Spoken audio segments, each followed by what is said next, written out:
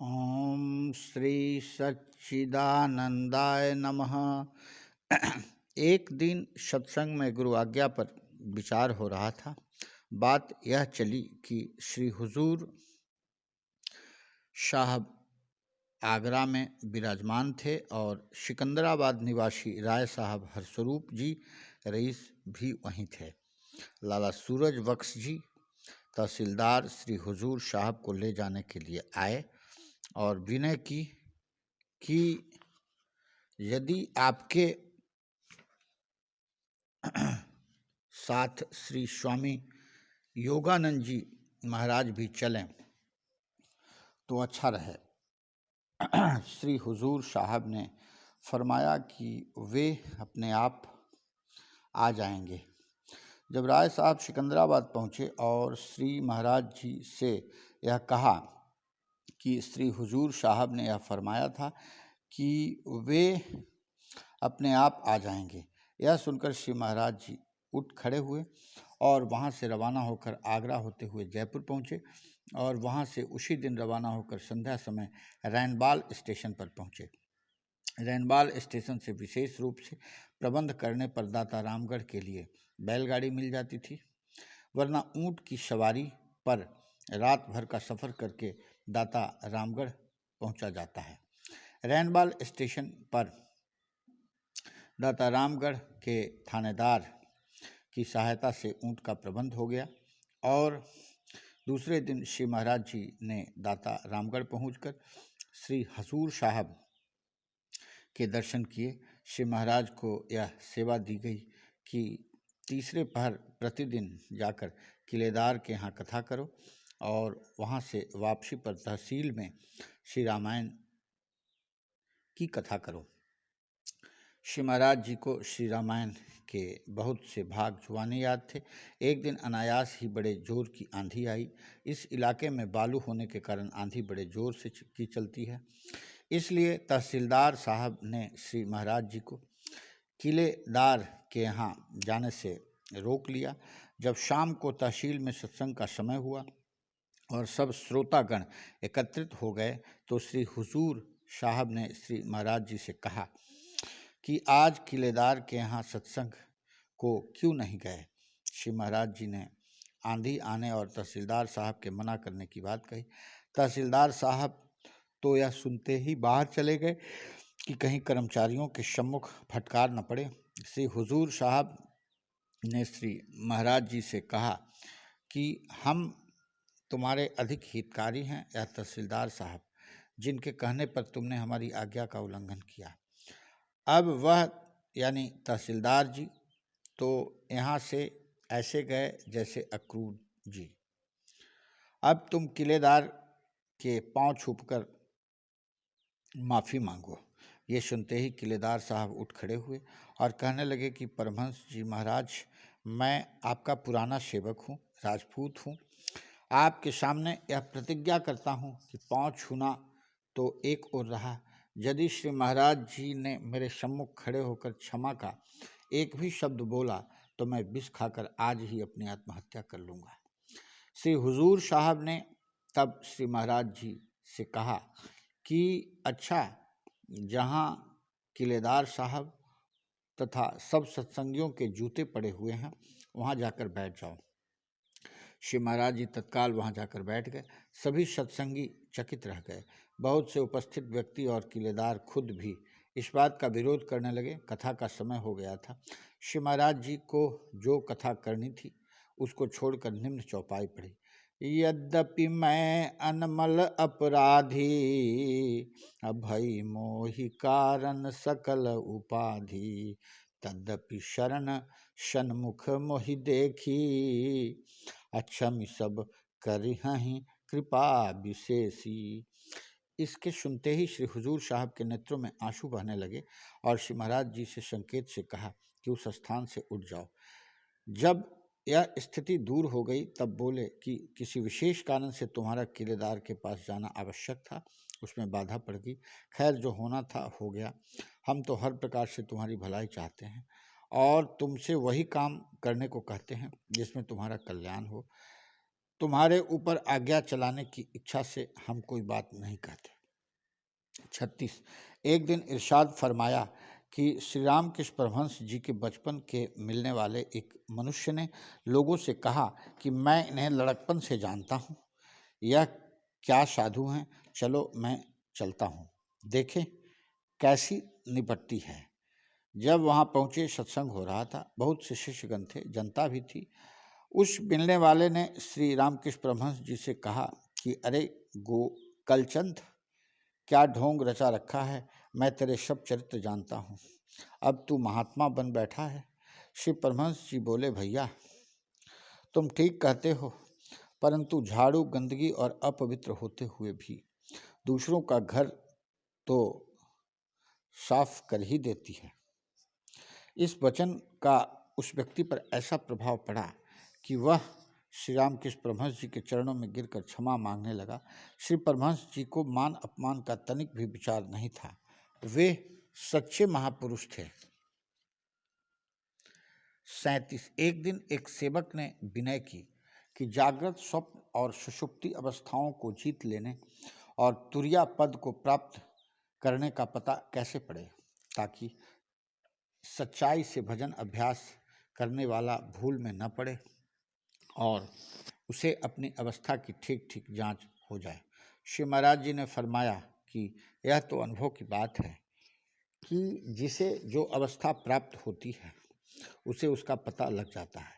साधारण बात है कि विषय भोगों के लिए कई प्रकार के कर्म जागृत अवस्था में किए जाते हैं, जिनके करने में मन को झिझक होती है और वह कर्म व्यवहार में अति अनुचित दिख पड़ता है, परंतु यौवन के अधीन होकर मनुष्य इन्हें करता है। कुछ कर्म ऐसे भी हैं जिनका करना तो अलग रहा, उनका विचार और चिंतन करना भी जागृत अवस्था में घृणित है, परंतु मनुष्य कभी कभी स्वप्न में ऐसे कर्म भी करता है, जैसे किसी को जान से मार देता है या अपने आप को मरा हुआ देखता है। जब जागृत अवस्था पर विजय हो जाती है तो विषयों का स्वरूप ज्यों का त्यों दरसता है। इसीलिए मनुष्य का चित्त इस स्थिति में न करने योग्य कर्मों की तरफ नहीं जाता है। स्वप्न अवस्था में अपनी प्रकृति, काम, क्रोध इत्यादि जिसका वेग शरीर और मन में होता है, उसके अनुसार स्वप्न देखता है। जब स्वप्न अवस्था पर विजय प्राप्त हो जाती है तब मनुष्य को स्वप्न नहीं दिखाई देते, अर्थात जो कुछ व्यवहार स्वप्न लोक और स्वप्न अवस्था का है सब जागृत अवस्था के व्यवहार की भांति चलने लगता है। सुषुप्ति अवस्था पर विजय प्राप्त होने पर वृत्ति पर जो तमोगुणी पर्दा पड़ा रहता है, जिसमें से क्षण क्षण कर आत्मानंद का सुख प्रतीत होता रहता है, यह पर्दा हट जाता है और मनुष्य आत्मानंद का अनुभव करने लगता है। तुरिया अवस्था प्राप्त होने पर यह आत्मानंद जीव का स्वरूप या अपना आपा बन जाता है। जागृत जगत, स्वप्न संसार और सुषुप्ति अवस्था के व्यवहार की मर्यादा पृथक पृथक है। सांसारिक संबंध जैसे पति पत्नी, देवर भाभी, ससुर बहन आदि सब जागृत अवस्था की मर्यादा है, इसके व्यवहार का नियम भी पृथक है। जीव जब स्वप्नावस्था में जाता तब जागृत अवस्था के सब नियम और मर्यादाएं आलोप हो जाती हैं, जिन महात्मा का स्वप्न अवस्था में निवास होता है। जागृत में यदि अव्यवहारिक कर्म कभी कुछ हो जाए तो मनुष्य को इसकी ओर विशेष ध्यान नहीं देना चाहिए। ऐसे अव्यवहारिक कर्म उनकी इच्छा से नहीं होते, किन्हीं पूर्व जन्म के संस्कारों के कारण होते हैं। इस बात का आभास मनुष्य को साधारण रूप में ही हो जाता है कि इन महात्मा से यह कर्म क्यों और कैसे हो गया। सुषुप्ति और तुरिया की गति भी इस जागृत जगत से बिल्कुल विचित्र है, इसका खोल कर वर्णन करना ठीक नहीं। बहुत से ढोंगी ठगने को इसका स्वरूप बनाने लगते हैं, जिससे बुद्धिमान पुरुष भी चक्कर में पड़ जाते हैं। कहा गया है कि पंडित की पोथी पढ़ी, धोबी की घूं घूं, गई सुषुप्ति नगर में, दोनों की भई थू थू। समय के हेर फेर से वर्तमान समय में कुछ ऐसा हो गया है कि इस विषय में सुनने और देख लेने के साथ ही अपने को आज बाबा जी, कल साधु जी, फिर महात्मा जी, फिर संत जी और फिर परम संत जी कहने और कहलाने लगते हैं। कोई कोई तो श्री कृष्ण भगवान और श्री रामचंद्र जी महाराज को नीचे दर्जे का बतलाते हैं और अपनी पदवी उनसे ऊपर दर्शाते हैं। ऐसे लोगों के श्रद्धालु शिष्य उनके वचन को प्रमाण मानकर सिद्ध करने की कोशिश करते रहते हैं। बहुधा तो ऐसा होता है, रहे झोपड़ों में और स्वप्न देखे महलों के। 38। एक व्यक्ति ने अर्ज किया कि माया और ब्रह्म के विषय में कुछ समझाएं। श्री महाराज जी ने फरमाया कि इसका वर्णन पुस्तकों में पढ़ लेना चाहिए। यह बात समझने या समझाने को नहीं है, बल्कि अनुभव करने की है। पहला, वह ज्ञान या निश्चय जिसमें अविद्या रूपी माया लय हो जाती है, ब्रह्म है। दूसरा, जो वास्तव में तो न हो किंतु अविद्या से प्रतीत होता है, वह माया है। तीसरा, ब्रह्म ज्ञान अविद्या है, आत्म ज्ञान विद्या है। स्वरूप ज्ञान इन दोनों का अधिष्ठान है। विद्या और अविद्या परस्पर विरोधी हैं। स्वरूप ज्ञान दोनों का प्रकाशक है। चौथा, चैतन्यता का जो आभास अंतःकरण में पड़ता है, बुद्धि उसे जीव मान लेती है। पांचवा, चैतन्यता का जो आभास माया में पड़ता है, अनुभव उसे ईश्वर बताता है। छठा, जो भाव और अभाव का साक्षी होकर इन दोनों को अनुभव करता है, वह स्वरूप ज्ञान है। सातवां, जीव न तो जन्म लेता है न मरता है, केवल नाम और रूप प्रकट और गुप्त होते रहते हैं। 8, जहाँ पर पंचभूतों की ग्रंथि पड़ती है, वहाँ चैतन्य माया को प्रकाश देता है। ग्रंथि टूट जाती है तो प्रकाश लुप्त हो जाता है। 9, जागृत अवस्था में चैतन्य चेष्टा करता है। स्वप्न अवस्था में यही चैतन्य मोद अर्थात आनंद में परिवर्तित हो जाता है। सुषुप्ति अवस्था में यही चैतन्य और आनंद दोनों को अपने सत्य स्थान में गुप्त कर लेता है। 10, तुरीयावस्था ब्रह्म का ज्ञान स्वरूप है और तुरीयातीत अवस्था ब्रह्म का विज्ञान स्वरूप है। 11, जब वृत्ति जागृत अवस्था और स्वप्नावस्था की संधि में होती है, अर्थात जब अभ्यासी न पूर्ण जागृत अवस्था में होता है और न पूर्ण स्वप्नावस्था में होता है, तो इस स्थिति को जीवन मुक्त अवस्था या सविकल्प समाधि अवस्था कहते हैं। 12, जब जागृत अवस्था पर सुषुप्ति अवस्था छा जाती है, अर्थात जब अभ्यासी को जगत स्वप्नवत दिखता है, इस स्थिति को विदेह मुक्त और निर्विकल्प समाधि कहते हैं। 13, विज्ञानी वह है जो जगत के भाव अभाव से अपनी दृष्टि हटाकर आत्मानंद में एक रस मग्न रहता है और संपत्ति विपत्ति के प्राप्त होने पर अपने धैर्य में स्थिर रहता है। 14, यह अवस्था योग अभ्यास, नासाग्र ध्यान, त्रिकृति ध्यान आदि से प्राप्त होती है। श्री गीता जी के अध्याय 4 श्लोक 1, 2 और 3 में इसी योग का उल्लेख है। लिखा है कि यह बहुत काल से पृथ्वी लोक में आलोप हो गया था। इसी पुरातन योग का वर्णन इस स्थान पर श्री गीता जी में हुआ है।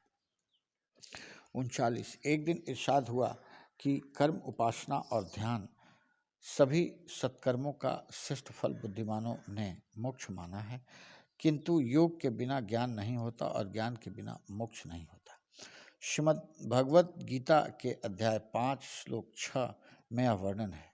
योग से युक्त पुरुष ही आत्मा को संपूर्ण भूतों में देखता है, अपने आप को सब में और सबको अपने में स्थित देखता है। अध्याय 6 श्लोक 29 तथा अध्याय 7 श्लोक 17 में श्री भगवान कृष्ण ने वर्णन किया है कि ज्ञानी सदा युक्ति से रहने वाला, अनन्य प्रेम भक्ति वाला अति उत्तम है, क्योंकि मैं उसे अत्यंत प्रिय हूँ और वह भी मुझे अत्यंत प्रिय है। इसीलिए ज्ञान योग आदि करने चाहिए। इसके करने से दिव्य दृष्टि प्राप्त होती है, जिससे अपने आप को यानी 5 शरीरों को देखा जाता है। अध्याय 11 श्लोक 8, मनुष्य के 5 शरीर माने गए हैं, जिन्हें 5 कोष भी कहते हैं। मुसलमानों में इनके निम्न नाम हैं। पहला, वजीब अल वजूद अर्थात प्राणमय कोश। दूसरा, महताब अल वजूद ज्ञानमय कोश। तीसरा, मुमकिन अल वजूद मनोमय कोश। अरफाद अल वजूद अन्नमय कोश। पांचवा, वाहिद अल वजूद विज्ञानमय कोश। पहला स्थूल शरीर यह 25 तत्वों का है। 5 महाभूत, 5 ज्ञानेंद्रियां, 5 कर्मेंद्रियां, 5 तन्मात्रा, मन, बुद्धि, अहंकार, प्रकृति और पुरुष। यह स्थूल शरीर 3.5 हाथ का है। इसका व्यवहार जागृत अवस्था में होता है। इसका रक्त वर्ण है। दूसरा सूक्ष्म शरीर यह 17 तत्वों का है। 5 सूक्ष्म ज्ञानेंद्रियां, 5 सूक्ष्म कर्मेंद्रियां, 5 प्राण, मन और बुद्धि। यह शरीर अंगूठे के बराबर है। इसका व्यवहार स्वप्न अवस्था में है। इसका वर्ण शुक्ल है। तीसरा कारण शरीर यह 3 तत्वों का है। चित्त, अहंकार और जीवात्मा। यह आधे पोरे के समान है। सुषुप्ति में इसका व्यवहार है। इसका वर्णन श्याम है। चौथा महाकारण शरीर यह 2 तत्वों का है। अहंकार और जीवात्मा। यह मसूर के दाने के बराबर होता है। इसका व्यवहार तुरीयावस्था में है। पांचवा कैवल्य शरीर। इसमें केवल एक तत्व जीवात्मा है। इसी को ज्ञान देह भी कहते हैं। इसका व्यवहार तुरीयातीत अवस्था में है। कैवल्य शरीर के पश्चात परमहंस गति है, जिसकी प्राप्ति को मोक्ष या नजात कहते हैं। प्रथम 4 शरीर क्षय हो जाते हैं। कैवल्य शरीर अक्षय है मुमुक्षु और जिज्ञासु में। पहला विवेक, दूसरा वैराग, तीसरा खट संपत अर्थात शम, दम, उपरति, तितिक्षा, श्रद्धा, समाधान और मुमुक्षुता होनी चाहिए, तब वह अधिकारी होता है। इन साधनों के साथ साथ श्रवण, मनन, निध्यासन, ईश्वर और जीव का भेद जानना तथा 8 आंतरिक योग के साधन हैं। यज्ञ, तीर्थ, यात्रा, व्रत बहिरंग साधन है।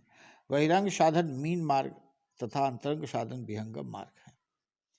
इन्हीं का दूसरा नाम कर्म कांड और उपासना है। निष्काम कर्म से ही मन और उपासना के विक्षेप दूर होते हैं। केवल आवरण शेष रह जाता है जो ज्ञान से दूर होता है।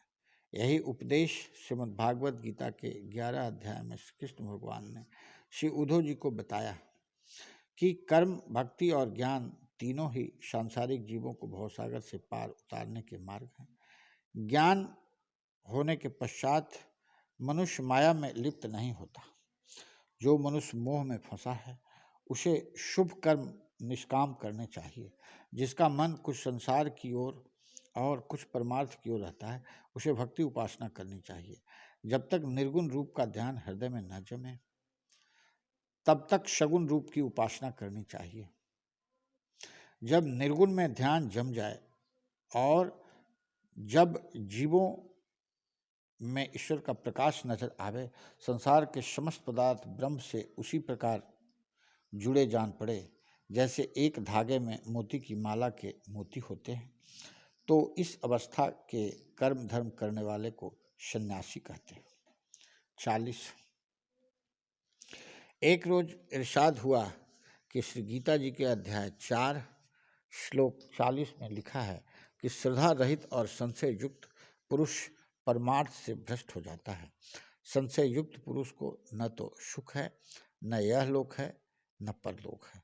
श्लोक 41 में लिखा है कि समत्व बुद्धि योग द्वारा जिसने समस्त कर्म भगवत अर्पण कर दिए हैं, जिसके संपूर्ण कर्म ज्ञान द्वारा नष्ट हो गए हैं, ऐसे परमात्मा परायण पुरुष को कर्म नहीं बांध सकते। श्लोक 42 में भगवान ने अर्जुन से कहा है कि अज्ञान से उत्पन्न मन के संशयों को ज्ञान की तलवार से काटकर योग में लग जा। ऐसे करने से समय पाकर भगवत कृपा से सिद्धि प्राप्त होती है। रामायण के उत्तरकांड में लिखा है, नर्तन भव बारिधि कह बेरे, सन्मुख मरुत अनुग्रह मेरे, कर्णधार सदगुरु दृढ़नावा, दुर्लभ साज सुलभ करि पावा, जो न तरे भवसागर नर समाज अस्पाई, शोक निंदक मंदमति आत्मा हन गति जाय, शोतन धरि हरि भजहि न जे नर, हो हाँ विषय रत मंद मंद तर, कंचन बदलि सठिलेहि, करते डारि परस मणि देहि। 41 एक व्यक्ति ने सुरति शब्द योग के विषय में पूछा। श्री महाराज जी ने फरमाया कि जितने मत मतांतरों का हाल मालूम हुआ है, सब में शब्द का वर्णन आता है। वेदों में एको अहम बहु श्यामः, मुसलमानों में कुन फी कुन, ईसाइयों में रोशनी हो। इन्हीं शब्दों को ब्रह्मांड की उत्पत्ति का कारण माना है। यह ध्वनात्मक शब्द है, अर्थात न बोलने में आता है, न लिखा जाता है। इसी शब्द को शब्द योग द्वारा ध्यान लगाकर सुरति को ऊपर चढ़ाते हैं और सुरति शनय शनय चढ़कर परम पद तक पहुंच जाती है। सूक्ष्म स्थूल रूप धारण करने पर शब्द गुणात्मक कहलाता है और बोला तथा लिखा भी जा सकता है। वाणी में इसके 5 रूप हो जाते हैं: तूर्य, परा, पश्यंती, मध्यमा और बैखरी। तूर्य शब्द आत्मावस्था का है, परा अपरा तूर्य का है और पश्यंती सुषुप्ति का, मध्यमा स्वप्नावस्था का और बैखरी जागृत अवस्था का है। सूक्ष्म शब्द के ध्यान से परमात्मा का साक्षात्कार हो जाता है। अनहद शब्द, आदि शब्द, सत शब्द, नाद, सतपथ, शतनाम, शब्द ब्रह्म, आकाशवाणी, देववाणी, वेदवाणी और मुसलमानों में निदाए अजीम, इसमें आजम, इल्हाम, कलामे इलाही, आवाज़े गैब इत्यादि सब इन्हीं के नाम हैं। एक उपनिषद में भी इसका वर्णन है कि योगी सिद्धासन पर बैठकर वैष्णवी मुद्रा का अभ्यास करता हुआ दाहिने कान में अंदरूनी शब्द सुने। इस प्रकार के अभ्यास से वह बाहरी शब्द से बहरा हो जाएगा। ओम या प्रणव का जाप भी इसी शब्द तक पहुंचने के लिए किया जाता है। प्रकृति के अर्थ हैं जिससे कोई वस्तु पैदा हो। शब्द से ही ब्रह्मांड की उत्पत्ति है। इसीलिए किसी किसी महात्मा ने शब्द को ही प्रकृति माना है। इसी शब्द से 2 रूप प्रकट हुए हैं। पहला परा प्रकृति अर्थात सुरति या जीवात्मा या रूह या बोलता पुरुष। दूसरा अपरा प्रकृति अर्थात आदिशक्ति या आदि माया, जिसने 8 रूप धारण किए। मूल प्रकृति अर्थात 3 गुणों की साम्यावस्था या शुद्ध माया या महतत्व या अव्यक्त अर्थात अहंकार, बुद्धि, मन, शब्द, स्पर्श, रूप, रस, गंध, जिसको सांख्य शास्त्र ने बुद्धि कहा है, उसी का नाम महतत्व है। यही शतुगुण की प्रबलता से विकृत अहंकार होता है और रजोगुण की अधिकता से तेजस अहंकार और तमोगुण की अधिकता से भूत आदि अहंकार हो जाता है। यह वह अवस्था है जिसमें भर्ता, कारण और कर्म सामान्य अवस्था में रहते हैं। कर्मेंद्रियों के संबंध से जो कर्ता, कर्म और कारण कहलाते हैं, वह ज्ञानेंद्रियों के संबंध से ज्ञाता, ज्ञान और ज्ञेय कहलाते हैं। इसी प्रकार ज्ञाता, ज्ञान और ज्ञेय भी महतत्व में समान अवस्था में होते हैं। इससे परे सांख्या की मूल प्रकृति है और जो कुछ इस संसार में प्रकट होता है सब इसी के कारण है। महतत्व में किसी भांति की हरकत सर्वदा होती रहती है और कभी शतोगुण, कभी रजोगुण, कभी तमोगुण रूप से प्रकट होती है। जितने दृश्य ब्रह्मांड के हैं सबकी जड़ बुद्धि ही है, परंतु विचार से प्रकट होता है कि महतत्व या बुद्धि से परे एक ऐसी अवस्था भी है जिसमें इन तीनों गुणों का प्रकाश न हुआ हो। उस सम अवस्था में यह हरकत गुप्त होती है जो बुद्धि या महतत्व में प्रकट होकर कर्म करती है। इसी का नाम प्रकृति है। इसे इस तरह समझो कि गहरी नींद प्रकृति की अवस्था है और जब आँख खुलने पर जो पहले पहल उसको दिखाई देता है और उसका निश्चय नहीं हो पाता कि यह क्या है, फिर निश्चय होता है कि यह अहंकार है। कभी यह निश्चय होता है कि यह बुद्धि है। जो स्थूल वस्तुएं संसार में दिखती हैं 5 तत्वों के संबंध से उनकी 5 स्थितियां हो सकती हैं। प्रत्येक स्थूल परमाणु 5 सूक्ष्म परमाणुओं का बना हुआ है, जिनमें से एक ही प्रकट होने के समय एक दशा स्थूल परमाणु की होती है। शेष 4 सूक्ष्म परमाणु उस समय छिपे रहते हैं। 5 सूक्ष्म परमाणु तन्मात्राओं को पृथक पृथक मिलाकर पृथक पृथक स्थूल परमाणु बनाने के लिए 2 शक्तियों की आवश्यकता होती है। प्रथम इनको मिलाने वाली शक्ति, द्वितीय जिनके द्वारा यह मिलाए जाएं। मिलाने वाली शक्ति मन है, जिसके द्वारा मिलाए जाते हैं वे कर्मेंद्रियां। यह 5 प्रकार से कर्म करती है। इन तन्मात्राओं को मिलाने से पहले मन को उनकी वास्तविकता का ज्ञान होना चाहिए। ये ज्ञान पहुंचाने वाली शक्तियां ज्ञानेंद्रियां कहलाती हैं। ये भी 5 प्रकार से कर्म करती हैं। विचार से पता चलता है कि कर्ता, कर्म और कारण यानी सब कर्मेंद्रियों में एक ही तत्व है, क्योंकि यह एक है और इनके कर्म पृथक पृथक हैं। इसलिए विभिन्न कर्मों से विभिन्न व्यक्ति प्रमाणित करने के लिए एक शक्ति की मौजूदगी आवश्यक है, जिसको अहंकार कहते हैं। इसी से सब सामान प्रकट होते हैं। ये सामान 3 गुण हैं। इन्हीं से पृथकता और उन सामानों की मौजूदगी का पता चलता है, जिनकी वजह से अलग अलग काम करने की योग्यता प्रकट होती है। इसका साधन 3 गुण है, जो हर वस्तु में विद्यमान है। इसी से 3 प्रकार का अहंकार सिद्ध होता है। शतोगुण की अधिकता से विकृति, रजोगुण की अधिकता से तेजस और तमोगुण की अधिकता से भूत आदि अहंकार पैदा होते हैं। जिस अवस्था में ये तीनों गुण समावस्था में हों और पृथक करने वाली शक्ति छिपी हालत में हो यानी प्रत्यक्ष न हो, वह दशा ही महतत्व है। इसी महतत्व में तीनों गुण एक ही अवस्था में रहते तो अवश्य हैं, परंतु तीनों के प्रकाश की सत्ता पूर्ण रूपेण छिपी रहती है। या यूँ समझिए कि सत्ता का निश्चय इस महतत्व में है। प्रकाश की सत्ता न बदलने वाली अवस्था का नाम निश्चय है। इसीलिए बुद्धि का स्वरूप निश्चय या व्यवसाय वर्णन किया है। जब निश्चय बुद्धि का स्वरूप हुआ तो उसमें प्रकाश की सत्ता देखी गई, तो सिद्ध हुआ कि इससे परे एक और भी सत्ता होनी चाहिए, जिसमें निश्चय का प्रकाश नहीं है और सब प्रकाश गुप्त है। ऐसी अवस्था का नाम अव्यक्त रखा गया है, जिसका प्रकाश कुछ नहीं और जिसके बारे में न कुछ ज्ञात हो सकता है। बुद्धि से परे यही 7वीं अवस्था है, जिसको आत्मा कहते हैं। इसका वर्णन पूर्ण रूप से नहीं हो सकता,